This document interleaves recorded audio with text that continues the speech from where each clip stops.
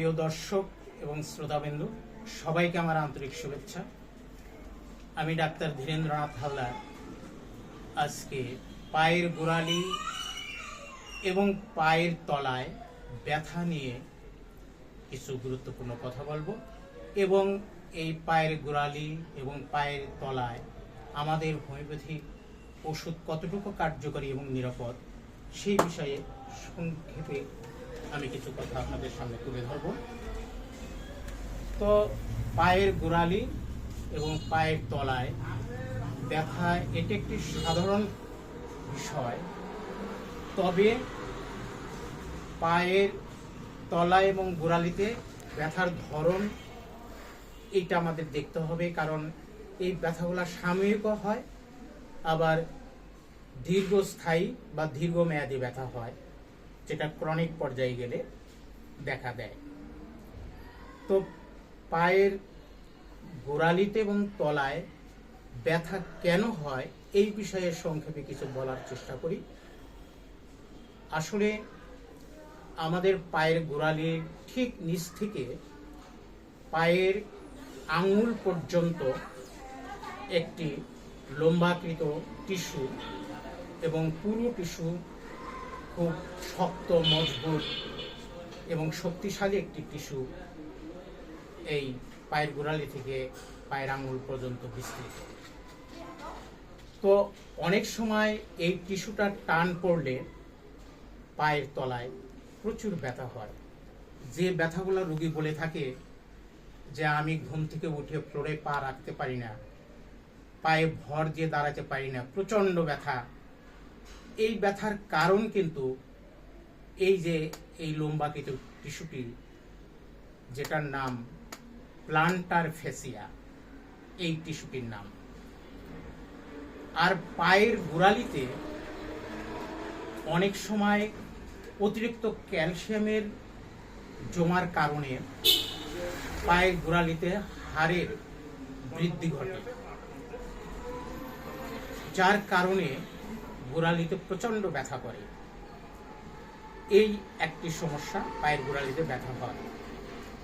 তাছাড়া পায়ের গোড়ালিতে বা পায়ের তলায় ব্যথা হতে পারে যদি কারো ওজন বেশি হয়, ওয়েট যদি ওভারওয়েট হয় কোনো লোকের, তাহলে কিন্তু ওই ব্যক্তির সারা শরীরের যে ওজনটা সেটা পায়ের উপর প্রেশারটা পড়ার কারণে পায়ের গোড়ালিতে বা তলায় ব্যথা হতে পারে।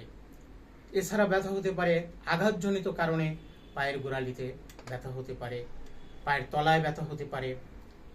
তাছাড়া ব্যথা হতে পারে আপনার যে অতিরিক্ত দৌড়াদৌড়ি বা দীর্ঘ পথ হাঁটার কারণে পায়ের গোড়ালিতে এবং পায়ের তলায় ব্যথা হতে পারে।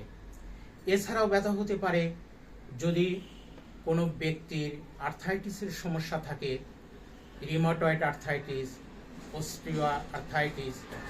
এই আর্থ্রাইটিসের সমস্যা থাকলে তাহলে তার পায়ের গোড়ালিতে বা পায়ের তলায় ব্যথা হতে পারে। তো ব্যথা হওয়ার এই সমস্তই কারণ, এই কারণগুলো আমরা আইডেন্টিফাই করার চেষ্টা করব, কী কারণে ব্যথা সৃষ্টি হলো পায়ের গোড়ালিতে বা পায়ের তলায়।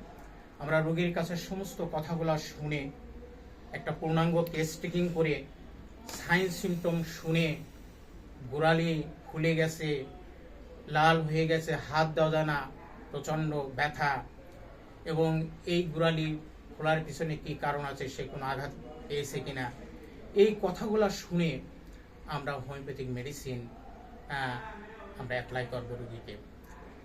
আমরা যদি সঠিক কারণ নির্ণয় করে আমরা যদি প্রপার মেডিসিন রোগীকে দিতে পারি, তাহলে যে কোনো সমস্যাই হোক না কেন হোমিওতে পজিটিভ রেসপন্স পাবে।